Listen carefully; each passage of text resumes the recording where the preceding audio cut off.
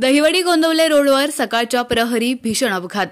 गोंदवले संगमनेर या बसनं दोघांना उडवलं. व्यायाम करणारे अपघातात जखमी. दहिवडी ग्रामीण रुग्णालयाची रुग्णवाहिका उपलब्ध झालीच नाही.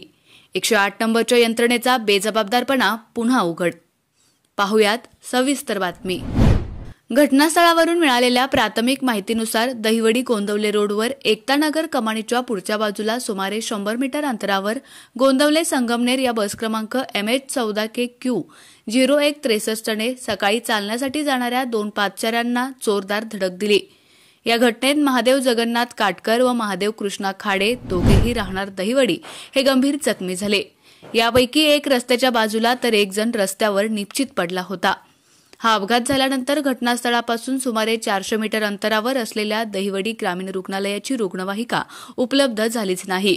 108 नंबरच्या यंत्रणेनं दहिवडी ग्रामीण रुग्णालयात अत्यावश्यक सेवेसाठी असलेली 108 नंबरची रुग्णवाहिका येणार नसल्याचं सांगून सुमारे 25 किलोमीटर अंतरावर असलेल्या वडूज ग्रामीण रुग्णालयाची रुग्णवाहिका त्या ठिकाणी येईल असं सांगितलं. त्यामुळे खासगी वाहनाने उपचारासाठी ग्रामीण रुग्णालयात दाखल केल्याची प्राथमिक माहिती घटनास्थळावरून मिळाली. गेल्या काही दिवसात खटाव तालुक्यातील शिरसवडी गावच्या अथर्व कवळे नावाच्या 5 वर्षाच्या बाळाला सर्पदंशाने आपला जीव गमवावा लागला होता.